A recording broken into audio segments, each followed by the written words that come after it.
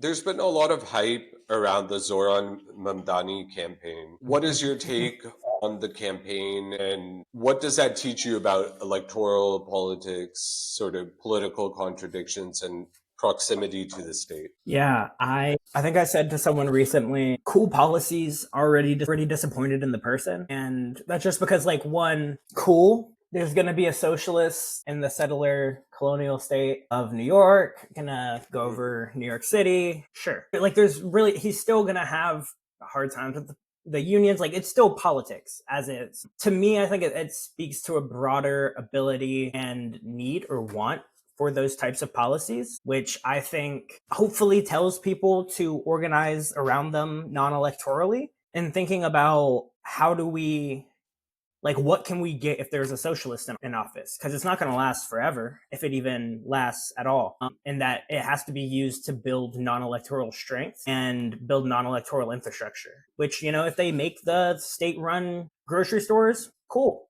That would be dope. It's like, I'm not going to be mad at that, but I'm also not going to act like I expect them to lead the way, nor do I even think that Zoran wants to do that, because he is a union organizer from like years. Like he did the taxi union, I believe, which was huge. So as an organizer, there's like respect for that. But when it comes to like long-term strategy, I do think as an anarchist, especially, it leads into the question of what do we do and what does it change when socialists start winning elections? And how does the non-electoral socialist front organize around that? And it's something very hard, even in the Black community, but I would say like it has to be based more around the policies and not the people, because that's what's gonna unite people. I just feel And not be so disappointed. historically, I think like historically, even if it's the anniversary of the Spanish Revolution and those things, the role of democratic socialists has been kind of destructive towards radical alternatives. I think that also we see that when people, especially in progressive campaigns, get closer to state power, it's harder for them to speak the truth. And that's like a huge question of honesty, because I feel after Occupy, the Bernie movement sort of functioned in that way.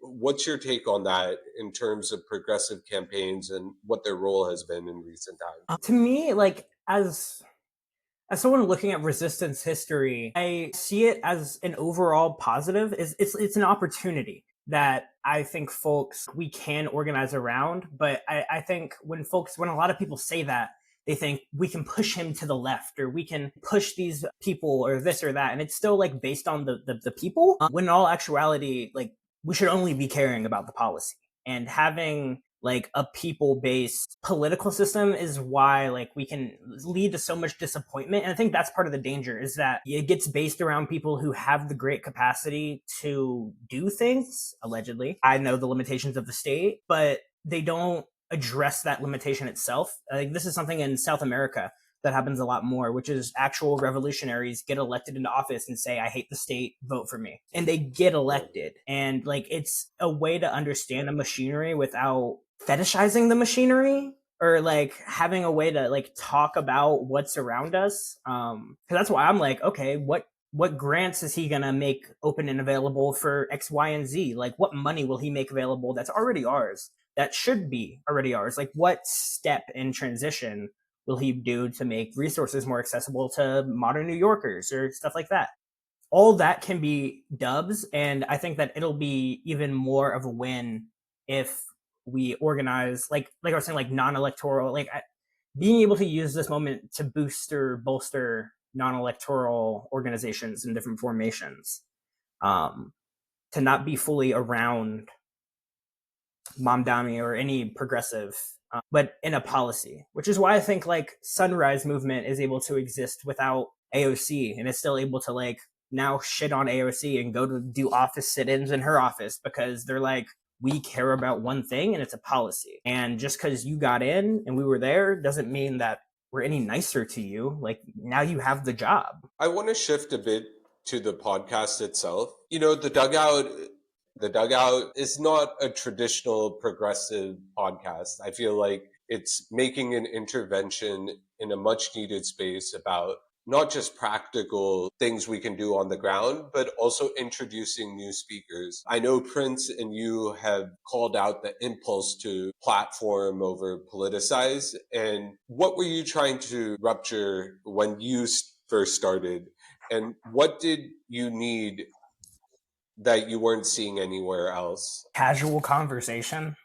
Because that's Yeah. really what the podcast came out of, was Prince and I's casual conversation and having friends that are political but not organizing. Like us being organizers and being like, well, there's always that drive of how do you recruit, how do you mobilize, how do you bring people in, especially in like a mass understanding or mass setting. And then there was also just the need to be like, we wish there was something or a place of aggregated information, because it took a lot of labor and study to get to where me and Prince are. And we wanted to shorten that time frame for a lot of people by collectivizing information, putting it in a place that's a lot more easier and accessible, and start building a platform and community around that. I think that's why like soon, by next month, we're going to have like a Dugout website, which I'm excited for because I am an archivist. I have like over 15,000 radical books on my computer and in a hard drive that like we're sourcing through to make educational modules for folks to be like, what is an intro to Black history, Black power, Black anarchism? What is the internationalism that is based off of? Because that's a very important part of Black anarchism, is its diasporic connection and a part of anarchism in and of itself. Can you So elaborate on that point? I think that Because we was, haven't really discussed it. yeah. Well, I think it's part of that. I think the internationalism, actually, I can go back into my notes for making this module. Yeah, I mean, because for Black anarchists, especially in the United States, I think the thing that comes first and foremost when thinking internationally is indigenous solidarity, and the different links between having it like an anti-colonial understanding, thinking about like why do we think we should govern, and what is stopping us from governing, from actually having like a self-managed society. And it is the imperial states around us, the one that is currently occupying Turtle Island, one that is in authority in a lot of other places, whether it be Russia, China, India, or other places. The ability for that other side of organizing, a bottom-up organizing, to happen is because of repression from top-down systems around us that don't want us to organize in another capacity, because it would take away their power. It would take away their economic and social and political power. And that's why, like, when I talk of like Palestinian comrades, I say like those are our comrades because it's solidarity without a border. And I think when looking at other places and other struggles, I feel like this also kind of comes from like an anti-war stance within anarchists, which is like, I have more in common with people who they want me to go fight than the people in my own country who are calling me unpatriotic for not wanting to fight, which is something very strong in indigenous anarchists and all colonial and colonized people, which is like fighting in your colonizer's army and taking those skills and then using them and like building those relationships. So I think like that's a big part of like pan-Africanism being a big influence on like Black anarchists themselves. Because I mean, when you look at pan-Africanism and its history, like there are like a lot of colonial aspects to it, like Marcus Garvey, let's go fucking colonize Liberia, all the way to like, let's have a pan-African organization that is either A, based on states, or two, not based on the states and based on different communities, and supporting that. And that to me helped a lot. And then like the alter globalization movement, when that was happening, I feel like that influenced a lot of folks, and that comes from the Zapatistas influencing the Americas and having that connection. I think there's also this cohesion between you and Prince, because as organizers, we typically see organizers not getting along in many cases. But you also like have your different opinions. You aren't chasing like a consensus. There's always something engaging about your relationship in your podcast. How do you sharpen each other politically, and what does that process actually look like in your work? That's a really good question. Thank you. All these have been really good too, as well. Yeah.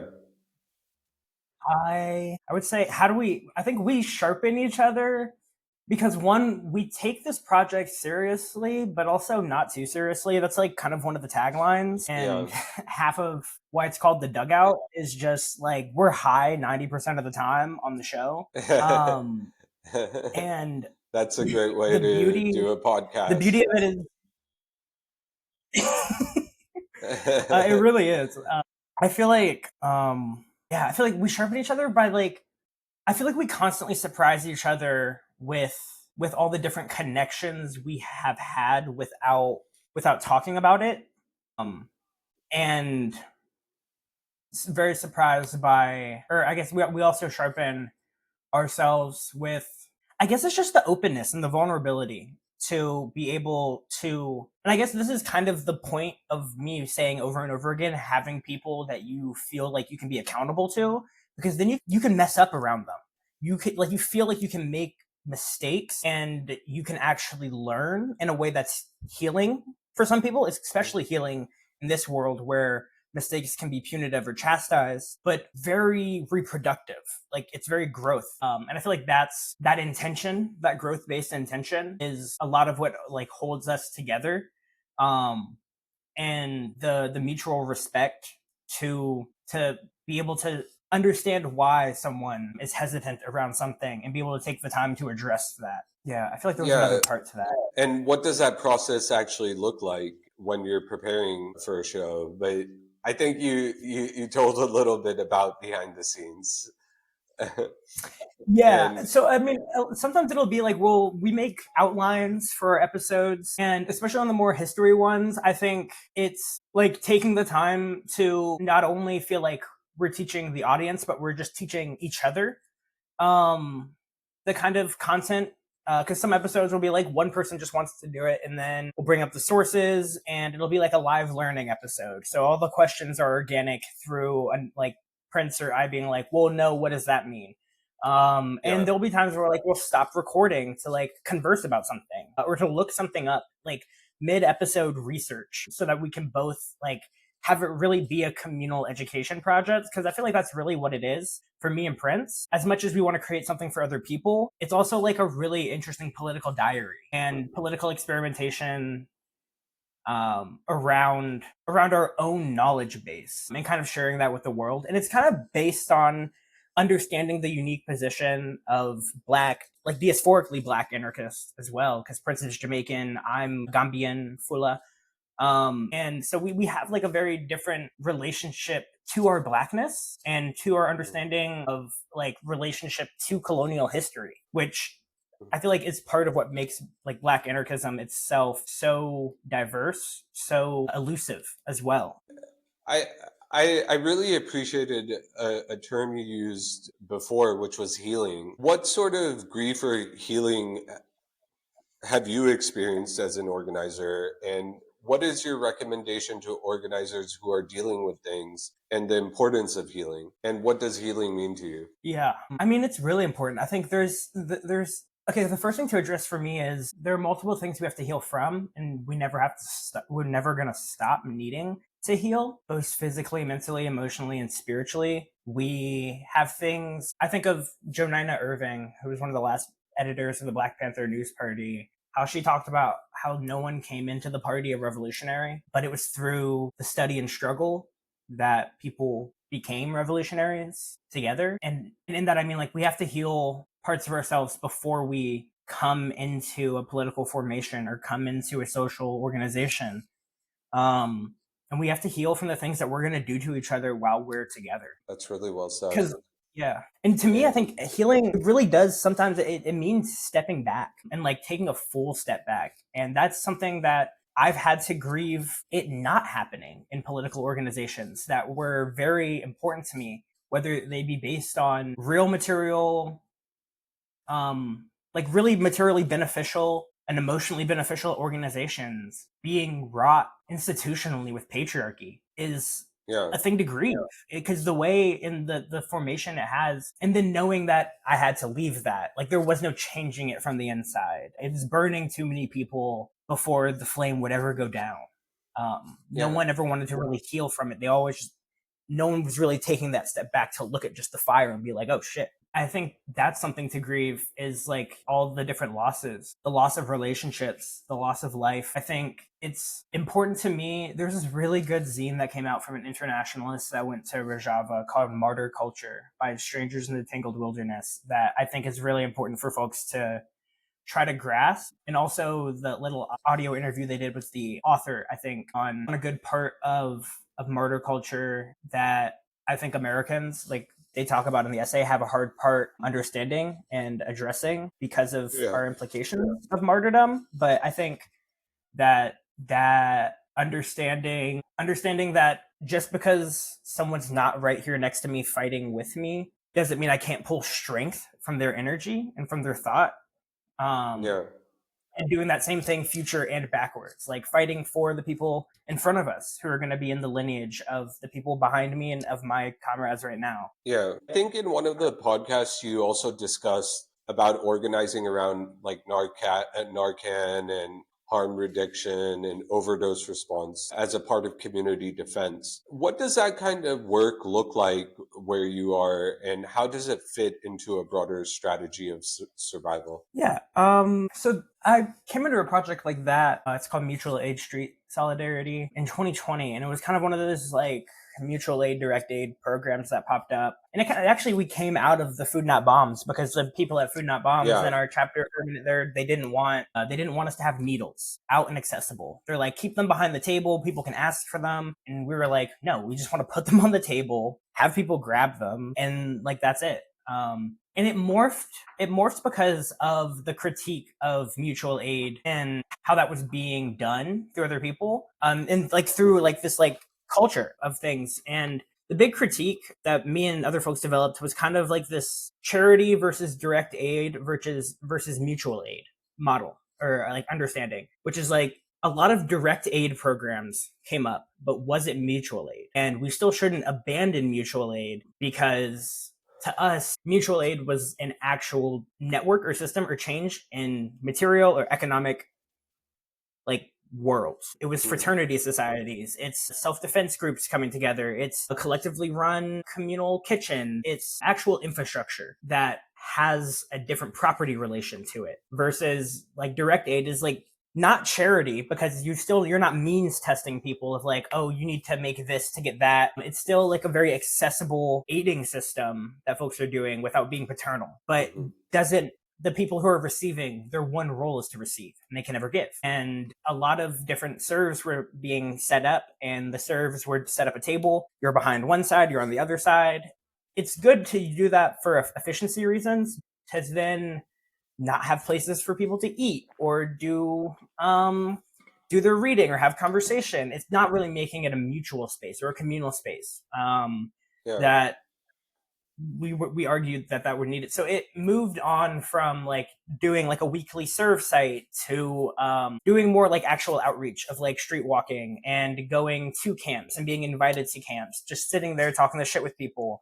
Doing that way, it's more like doing camp defense, doing more resource allocation, and it became more of like other groups came out of that, and different like long-term advocacy where we like people would actually organize to do the advocacy work of helping someone get housed if they wanted to, or get these other things if they wanted to. So getting like collecting resource information, whether it be state or nonprofits, and being there alongside people to help them advocate while they were moving through these different processes. And to Yeah. me, I think that part of where it's based on building relationships, so that now like 5 years later there are people who were unhoused or people who are still unhoused, but they're in like the organizing collective of it, like they're in the process of helping other people that were just like them. And to me, I always do this stuff because I'm one check away from being evicted. I mean, I'll fight the sheriffs, but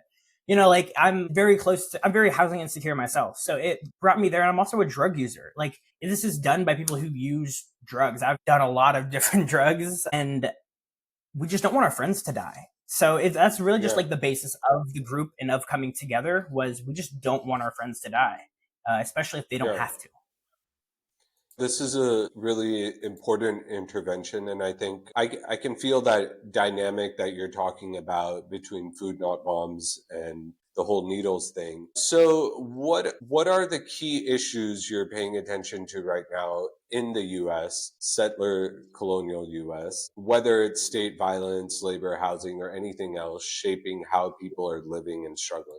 What? I mean, definitely paying attention to all, like, I'm an abolitionist and that's where a lot of some of my like main work is. And so doing a lot of like the intersection of like all the concentration camps they're building, kind of like that research of who owns them, where do they live, what do they do for lunch at GEO Group, and how like those contracts with ICE and other things are being developed to kind of map out targets and people Yeah, and places that can be held accountable. I think that earlier, like I was saying, like what I'm really paying attention to and trying to get more involved in is movements like the Cooperation Jackson, Cooperation Vermont, Wellspring, and Site, that like network for land and liberation to kind of build a long-term coalition of projects inside the United States. Because my thing is like I don't want to build a state, but I want to build an economy, and that means like a largely federated network, and you have to be very intentional about that. But there's also so many people, so many small scale producers, unionized places, jobs, co-ops that are starting, have been around.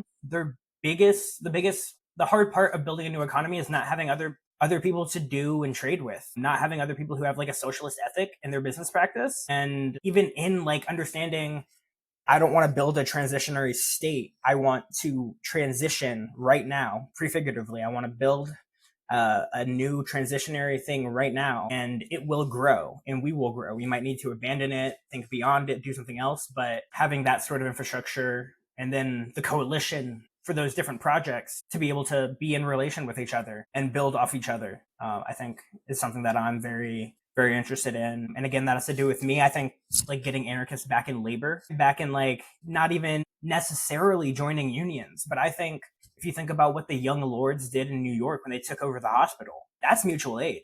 You have to organize nurses and doctors. Like, you don't just walk into a hospital in a U-Haul and take it over. Like that's what Patriot Front does. We're talking about real economic building. So I think organizing labor means talking with folks that work, who want to do things, who are voluntary producers, people, and making an ability or like a network where that can become more subsistence based. And that can mean like here in Columbus, we have free stores every month where people can take stuff and drop stuff. And at this point, we have like 4 every month of folks, and they just take stuff and drop stuff off. And I've never had to buy clothes for like the past 4 years.